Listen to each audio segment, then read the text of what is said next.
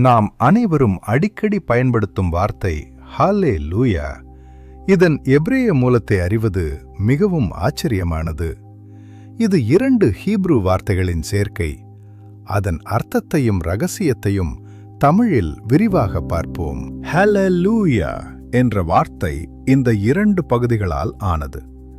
ஹல்லேலூ, இதன் பொருள் துதியுங்கள் அல்லது புகழுங்கள். இது பலரை நோக்கிச் சொல்லப்படும் ஒரு கட்டளைச் சொல். யா, இது கடவுளின் பெயரான யுட் ஹே வவ் ஹே, யெகோவா, யாவே என்பதன் சுருக்கமான வடிவம். ஆக ஹல்லேலூயா என்றால் யெகோவாவை துதியுங்கள் அல்லது தேவனை புகழுங்கள் என்று பொருள். யூத பாரம்பரியத்தின்படி இந்த வார்த்தையைப் பற்றி சில ரகசிய குறிப்புகள் உள்ளன. மிகவும் தூய்மையான துதி. யூத மத நூலான தால்முத் கூறுகிறது, வேதத்தில் உள்ள பல துதிப்பாடல்களில் ஹல்லேலூயா என்பதே மிக உயர்ந்தது.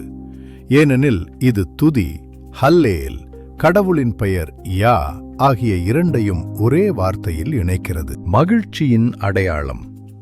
இது எப்போதும் ஒரு வெற்றி களிப்பிலோ அல்லது மிகுந்த மகிழ்ச்சியிலோ மட்டுமே பயன்படுத்தப்படும் வார்த்தை. துக்கமான நேரங்களில் இந்த வார்த்தை பயன்படுத்தப்படுவதில்லை. யா, கடவுளின் ரகசிய பெயர். கடவுளின் முழு பெயரான யுத் ஹே வாவ் ஹே என்பது மிகவும் புனிதமானது.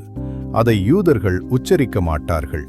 ஆனால் அதன் சுருக்கமான யா என்பது ஆதியாகமம் மற்றும் யாத்திராகமத்தில் பல இடங்களில் வருகிறது.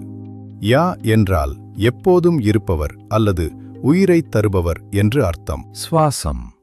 ஹீப்ரு அறிஞர்களின்படி யா என்ற ஒலியை உச்சரிக்கும்போது நாம் நம் மூச்சை உள்ளிழுத்து வெளியிடுகிறோம்.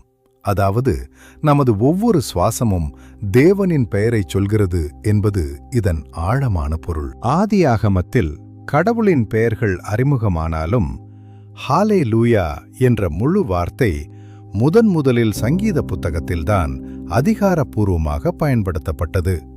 குறிப்பாக தீயவர்கள் பூமியிலிருந்து அழிந்து தேவனின் நீதி நிலைநாட்டப்படும்போது இந்த வார்த்தை முழங்கப்படுகிறது. ஹீப்ரு மொழியில் ஹல்லேல் என்றால் துதிப்பது மட்டுமல்ல, ஒளி வீசுவது என்றும் ஒரு பொருள் உண்டு.